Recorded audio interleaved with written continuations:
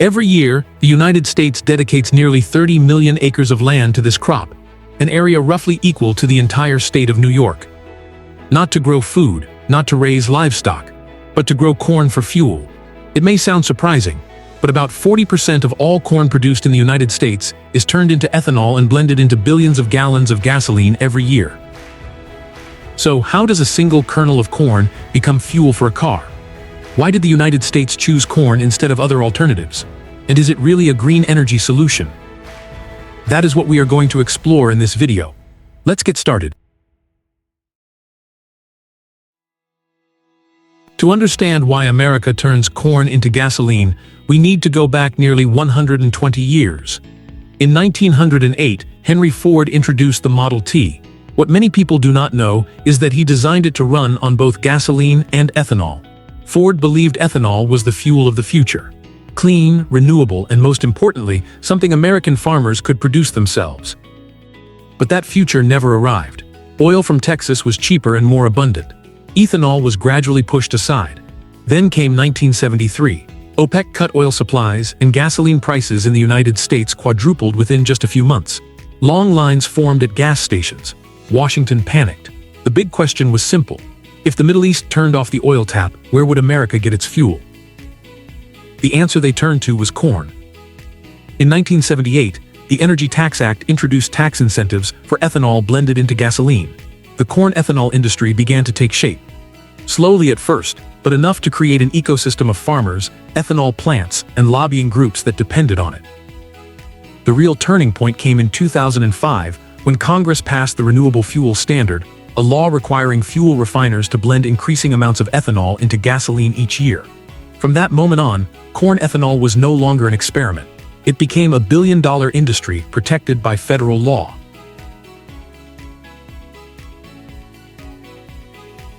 So how does a single kernel of corn eventually end up in a car's fuel tank? The process is not as complicated as many people think, but it involves several interesting steps. It all begins with grinding corn kernels into a fine powder. This cornmeal is mixed with water and heated. Enzymes called amylases are then added to break the starch down into glucose, a simple sugar. This step is important because yeast cannot consume starch directly. It can only feed on sugar. Next comes fermentation. Millions of yeast cells are added to the mixture and begin consuming the newly created sugar, producing ethanol and carbon dioxide as byproducts. This process usually takes between 48 and 72 hours. The resulting product is known as beer, a mixture containing about 10% ethanol, with the rest consisting of water and solid residues. 10% ethanol is obviously not enough to power a vehicle, so the mixture is sent through a distillation process, which takes advantage of the fact that ethanol boils at a lower temperature than water. This allows the ethanol to be separated and concentrated to about 95% purity.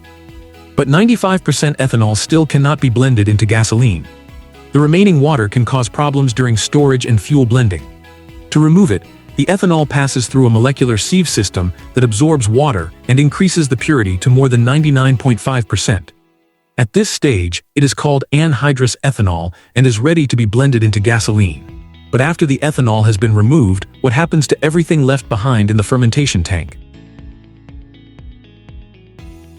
The answer is quite a lot of valuable products. Every bushel of corn processed in an ethanol plant produces about 2.8 gallons of ethanol and 17 to 18 pounds of distiller's grains, commonly known as DDGS. It may sound like a waste product, but in reality, ethanol plants do not want to throw it away. The reason is simple. During fermentation, the yeast consumes almost all of the starch in the corn. What remains are the proteins, fiber, and fats that the yeast cannot use. 1 ton of DDGS can replace about 1.22 tons of corn and soybean meal in livestock feed.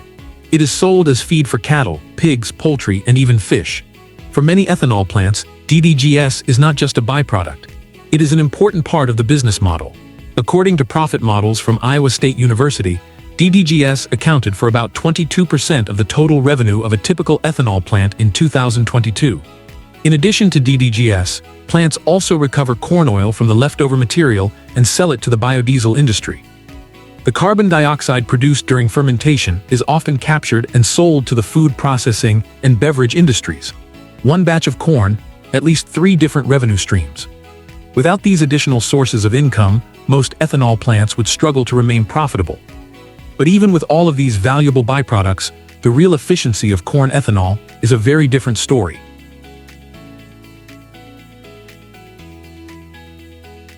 Now we come to the real question, is all of this actually worth it? In energy science, researchers use a metric called ROI, or energy return on energy invested.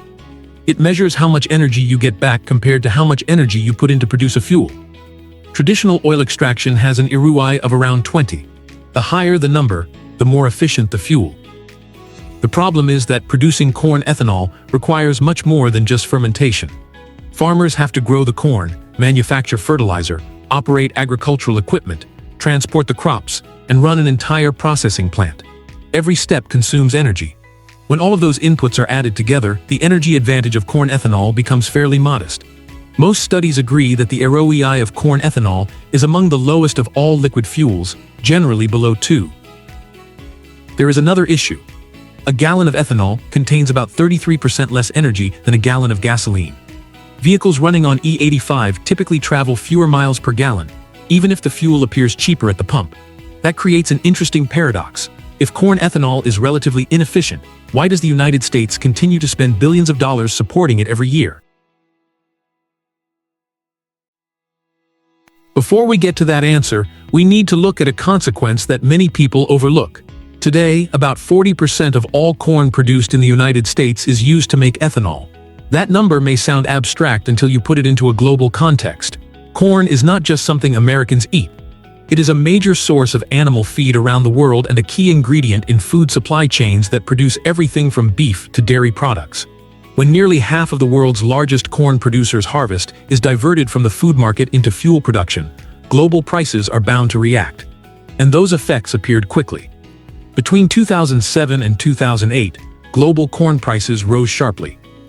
Many studies have found that the expansion of U.S. ethanol mandates during this period was one of several factors that contributed to higher food prices, with the greatest impact falling on developing countries that relied heavily on imported corn. This was when the food versus fuel debate reached its peak. On one side were the U.S. energy and agricultural industries. On the other were international food organizations concerned about global food security. That debate has never truly gone away.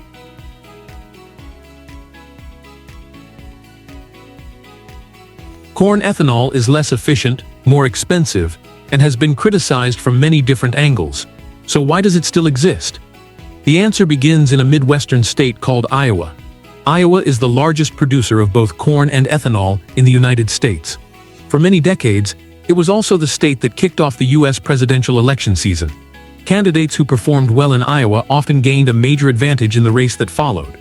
And to win Iowa, you needed the support of corn farmers. As a result, an unwritten rule developed over the years. For decades, presidential candidates in Iowa have largely avoided publicly opposing ethanol. The political impact has been very real. John McCain opposed ethanol subsidies in 2000. But by 2008, he had reversed his position and described ethanol as an essential alternative energy source. Barack Obama also benefited from strong support for the industry during his successful Iowa campaign in 2008. From an energy perspective, sugarcane ethanol is generally more efficient than corn ethanol. But sugarcane does not grow in Iowa. Iowa does not explain the entire story behind corn ethanol, but it highlights an important reality. In energy policy, efficiency is not always the deciding factor. Sometimes, politics is what keeps an industry alive.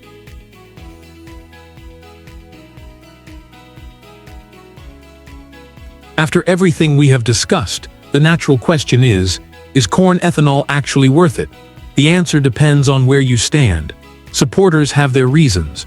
Corn ethanol helps reduce America's dependence on imported oil, a national security goal that has remained important ever since the oil crisis of 1973. The industry also supports tens of thousands of jobs across agricultural states in the Midwest. And when burned as fuel, ethanol generally produces lower carbon emissions than pure gasoline. Critics have their reasons as well. The U.S. Government Accountability Office has reported that the renewable fuel standard has had little measurable impact on reducing greenhouse gas emissions. Corn ethanol also has a relatively low ROI. It requires large amounts of land, water, and fertilizer. And as we saw earlier, it can contribute to pressure on global food prices. There is no simple answer here.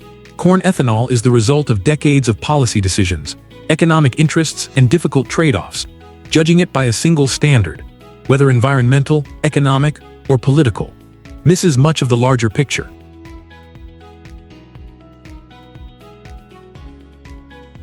Corn ethanol is not simply a story about fuel. It is a reflection of how a society makes decisions in times of crisis. Sometimes people choose the fastest solution rather than the best one. Sometimes a policy created out of fear ends up lasting far longer than the problem that originally inspired it.